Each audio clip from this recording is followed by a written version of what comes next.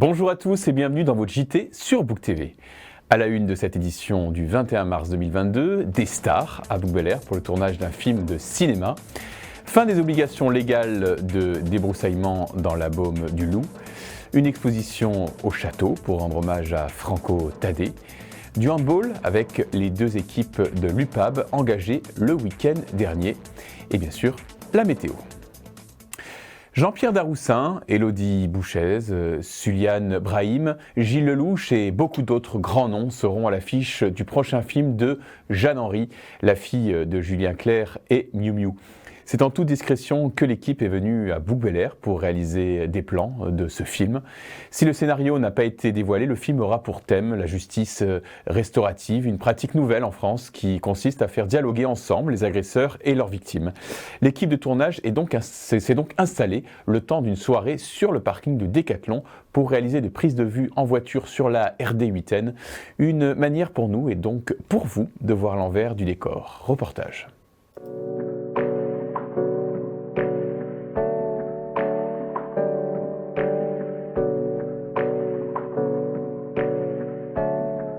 Bouc-Bel-Air a été choisi pas vraiment parce que c'était Bouc-Bel-Air, on a choisi parce qu'on tournait à Aix-en-Provence et qu'on avait besoin d'un certain nombre de routes pour faire des séquences de dialogue dans des voitures avec des acteurs. Et puis il y a certaines routes qui nous ont plus plu que d'autres, de nuit, de jour, parce qu'il y a des platanes, la lumière, etc. C'est les tubes LED sur batterie, pilotés à distance. Cette structure sert à mimer des lampadaires sur la route. Ce soir, Élodie Bouchez, Suliane Brahim et Jean-Pierre Daroussin. Il y a aussi Adèle Exarchopoulos, Gilles Lelouch, Leïla Bekti, Miu Miu, Fred Testo, Denis Podalides, Dali Ben Salah, Biran Ba. Je dois en oublier, il y a beaucoup de gens. Un beau casting surtout. Ah oui, formidable casting.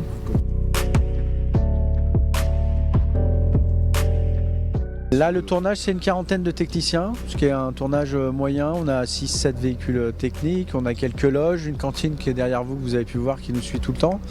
On a à peu près 24-28 comédiens sur le tournage, 400 figurants. C'est à peu près la moyenne. On a une trentaine de personnes qui travaillent à la déco pour préparer les décors en amont de nos arrivées. C'est à peu près le staff complet du tournage.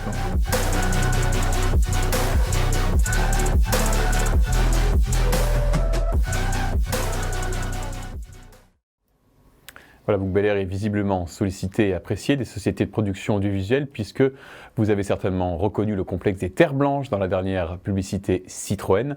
Sachez que ces tournages sont profitables à la population boucaine puisque la municipalité demande systématiquement une contrepartie financière en faveur du centre communal d'action sociale. Nous vous en parlions en début de mois, les obligations légales de débroussaillage sont en cours sur la commune de Bouc-Bel-Air. Cela consiste à nettoyer les massifs forestiers pour limiter les effets d'un éventuel incendie.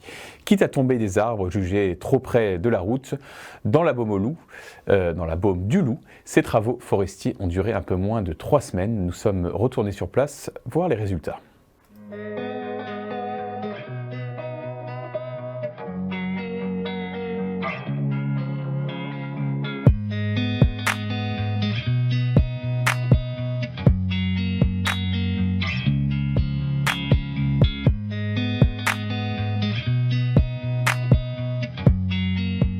Le long des voies ouvertes à la circulation publique, un arrêté préfectoral détermine les prescriptions de débroussaillement qu'il y a effectué le long des voies.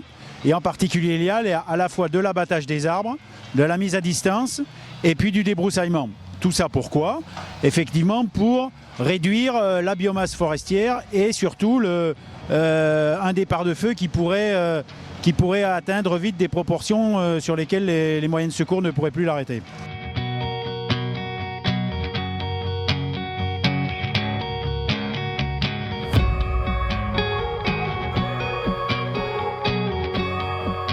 Alors en fait on fait de la biomasse, on alimente les chaufferies environnantes dans un rayon de 50 km à peu près, notamment la chaufferie de Gardanne, une chaufferie Aix-en-Provence. Voilà, donc tout est revalorisé, il y a zéro déchet.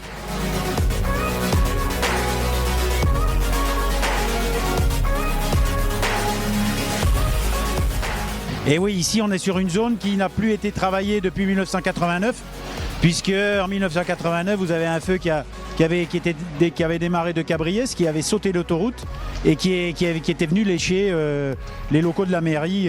Voilà. Donc cette zone-là, elle a bien repoussé depuis, on en est fort content, mais il faut un minimum d'entretien pour prévenir ces départs de feu.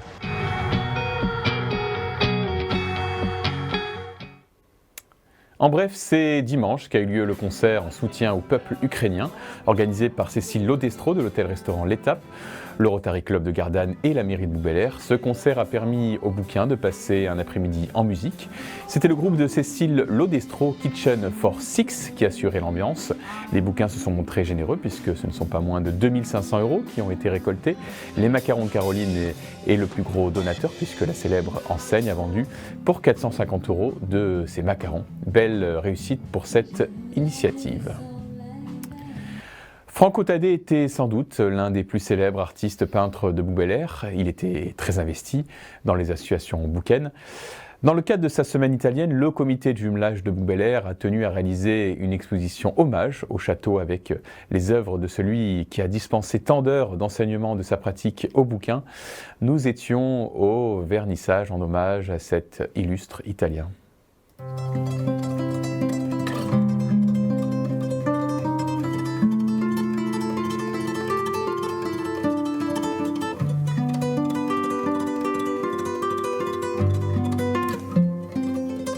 Franco Tadé avait de nombreuses activités sur Bougbellère. Il était très connu notamment pour son implication dans la vie associative de Bougbellère.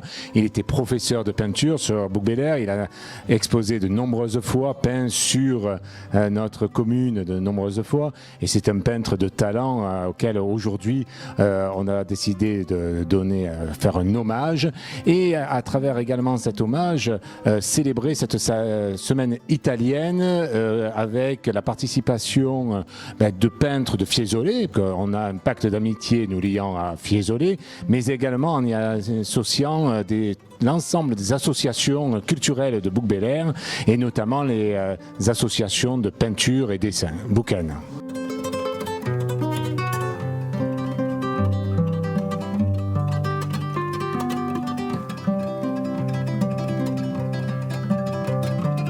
Même s'il n'était pas de Bouc. D'ailleurs, Richard a toujours pensé qu'il était de Bouc. Un jour, il lui a dit « Mais pourquoi tu votes pas pour moi ?» Il lui a dit « Mais je peux pas parce que je suis pas d'ici. » Donc, nous, on habitait Aix-en-Provence. Mais comme il donnait des cours depuis longtemps à Bouc, on a toujours continué à avoir des amis sur Bouc. Et voilà.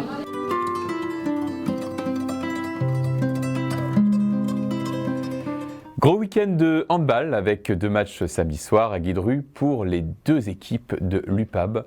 En National 2, les Roses n'ont pas pu faire mieux que match nul, 29 partout face à l'équipe varoise du Val d'Argence. C'est un soulagement tout de même pour les joueuses d'Arnaud Bell, car une défaite aurait enterré les espoirs de maintien en National 2. Car vous le voyez, au classement, les Roses sont 9e sur 12 équipes engagées avec 30 points et seulement 5 victoires en 17 matchs. En revanche, l'équipe de National 1 enchaîne les bonnes performances et samedi soir, c'était un vrai test pour leurs objectifs de montée puisque ce n'est pas moins que Toulouse, le leader que les filles de Thierry Fleurival recevaient à Guidru. Après un match très disputé, les Roses se sont finalement imposés 27-26, une belle performance sous l'œil de notre caméra.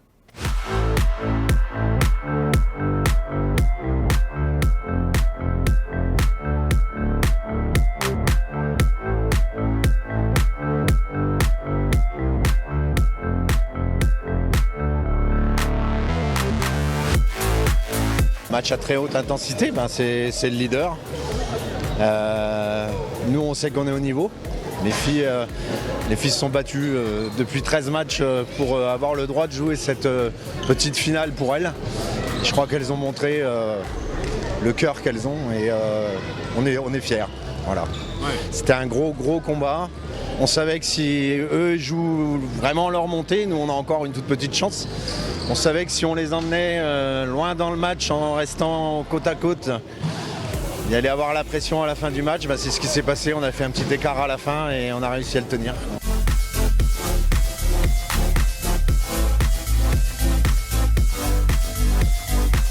On avait à cœur de gagner ce match, donc on s'est fait bouger, ça a bien marché et on s'est remis en deuxième et voilà le résultat quoi.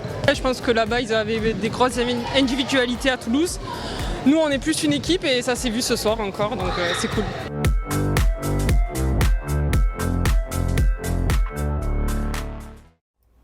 Voilà, on a de quoi être fiers de notre équipe boucaine, puisque sachez que les filles sont 3e du classement avec 50 points et à 5 points du leader. Voilà, c'est tout pour cette semaine. Dans un instant, la météo de Sophie. Belle semaine à tous.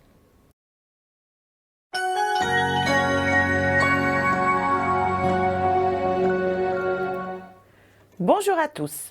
La végétation se réveille doucement, les fleurs pointent leur nez. Ça y est, nous y sommes, c'est le printemps. Alors notre ciel sera-t-il aussi coloré que nos jardins? C'est ce que l'on découvre sans plus attendre en images. Demain mardi, le soleil fait son retour avec un ciel malgré tout pas encore bien dégagé. On aura toujours ce vent du sud-est qui nous donnera des rafales autour de 35 km/h. Les températures seront fraîches, il fera seulement 4 degrés le matin et pas plus de 15 degrés au meilleur de l'après-midi. Nous fêterons Sainte Léa. Une expression datant du XVIIe siècle, ne pas faire un pli. Il s'agit d'une métaphore qui fait allusion au pli d'un pantalon. Lorsque celui-ci est de bonne qualité, il n'en présente aucun, il est parfait. Tout comme une personne qui n'émet aucune contradiction et ne pose aucune difficulté, elle ne fait pas un pli. Mercredi, le soleil restera toujours présent et le vent du sud-est aussi. Il s'essouffle tranquillement pour atteindre des rafales de 25 km/h. Côté température, on garde la fraîcheur matinale avec 3 degrés et le thermomètre commence à monter puisqu'on arrivera à 17 degrés au meilleur de la journée. Nous fêterons les Victoriens.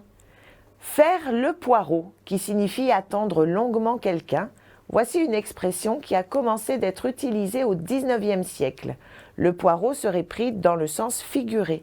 À l'époque, un policier s'appelait un sergent de ville. Il était donc debout sur la voie publique sans avoir la possibilité de bouger. L'action de planter ne ferait qu'appuyer l'idée d'un élément statique. En argot, le poireau est également un pion, un surveillant, puisqu'il ne bougeait pas du poste de surveillance. Jeudi, pas de grands changements dans le ciel, le soleil sera toujours présent, un vent qui continue de diminuer son intensité et des températures enfin qui sont celles de saison. On débutera la journée avec 4 degrés, nous arriverons à 18 degrés dans l'après-midi. Sainte Catherine de Suède sera fêtée ce jeudi. Une expression que l'on utilise depuis le XIIe siècle. Il vaut mieux faire envie que pitié. L'idée principale de cette expression est que la réussite a pour inévitable contrepartie l'envie. Il vaut mieux être prospère et en butte à l'hostilité des envieux que misérable et recevoir la compassion. De nos jours, cette expression française prend un sens ironique et s'applique aux critères de l'embonpoint chez certaines personnes. Je ne suis pas gros. Vous avez compris? Je suis un peu enveloppé, mais je ne suis pas gros. Vendredi, on devrait garder le même scénario que les jours précédents, du soleil pour l'ensemble de la journée, un vent du sud-est qui resterait lui aussi présent et constant dans son intensité. Les températures, elles aussi, ne devraient pas trop évoluer. On devrait avoir 5 degrés le matin et 18 degrés pour l'après-midi.